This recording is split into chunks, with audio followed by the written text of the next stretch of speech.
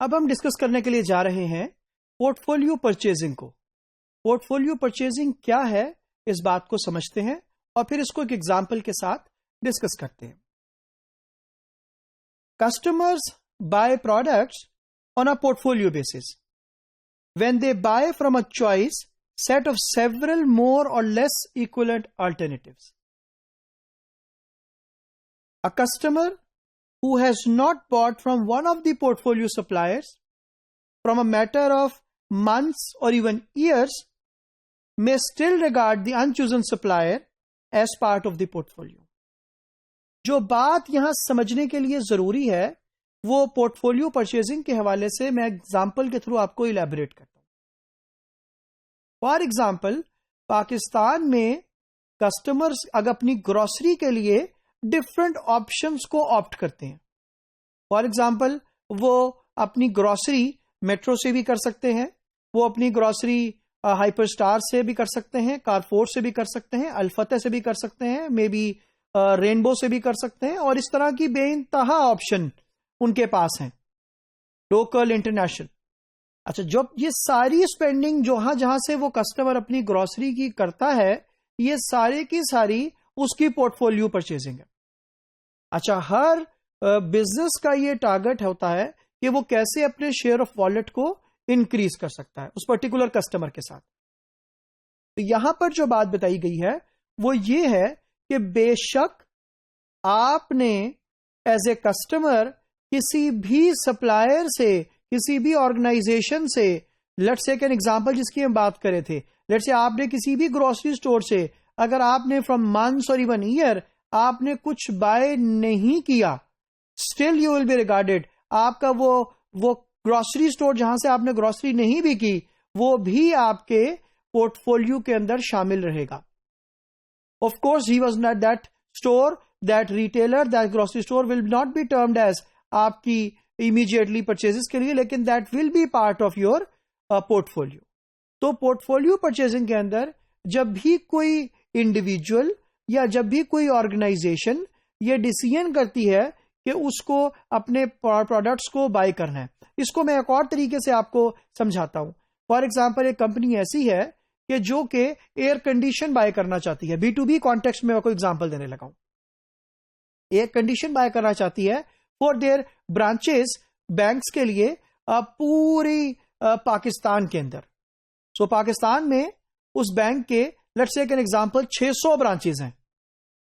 اب some branches are located in Punjab, some branches are located in Sindh, some branches are located may be interior Sindh, some may be KPK, some may be Balochistan, some may be Gilgit Baltistan, and so, some would be in Kashmir as well. تو وہ located ہے, dispersed ہے different جگہوں کے اوپر.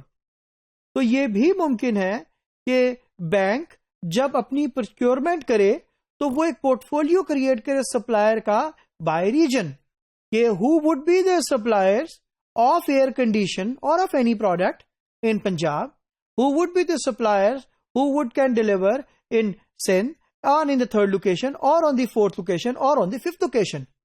So اس کی bases کوئی بھی ہو سکتی ہیں, اس کا جیوگرافیکل اسپریڈ کچھ بھی ہو سکتا ہے. تو portfolio purchasing is the amount جو کہ آپ اسپینڈ کرتے ہیں اور کسی بھی سیٹ آف بزنسز کے اوپر جن کے ساتھ آپ یوزلی پروڈکٹس کو بائی کرتے ہیں. تو customer buy on portfolio basis, جس طریقے سے ہم نے اس کو ڈسکس کیا ہے. دوسری چیز جو سمجھنا ضروری ہے وہ اسٹریٹجک سوئچنگ کی ہے. اب اسٹریٹجک سوئچنگ کیا چیز ہے, اس کو سمجھنے کے لیے پہلے میں آپ کے سامنے اس کا کانسیپٹ رکھتا ہوں. اب اسٹریٹجک سوئچنگ جو ہے وہ occurs when customer shift their preferences اور allegiances from one supplier to another in pursuit of a better deal. یعنی کہ جب آپ کو strategically you think کہ supplier A is giving a better offer, is giving a better value proposition than the supplier B. However, you were earlier buying from supplier B, now you are switching from supplier B to supplier A. اس کا مطلب یہ ہے کہ you have done a strategic switching. تو یہ customer کے case کے اندر بھی applicable ہوگی اور business to business کے کیس کے اندر بھی exactly ایپلیکیبل ہوگی. تو جس طریقے سے ایک ایگزامپل یہاں بینک کی موجود ہے. For example banks know that their promotional pricing stimulates hot money. So once they make any offer, so ultimately it will attract lot of money. So people can move from one bank to another their money. بالکل اسی طریقے سے کہ for example آپ کسی ایک market سے, کسی ایک ریٹیل آؤٹ لیٹ سے اپنے کپڑے بائی کرتے ہیں, کلوتھس بائی کرتے ہیں. However, اور یہ ٹرینڈ آپ کا پیچھے کوئی عرصے سے ہے, لیکن اس دفعہ you are receiving very good promotions from company B, اور اس دفعہ آپ نے ڈسائڈ کیا ہے کہ you are not going to buy from the company A اور from the retailer A, and now you are going to buy from the retailer B. تو اس کا مطلب یہ ہے کہ آپ نے جو ڈیسیژن لیا ہے, that decision will termed as strategic switching.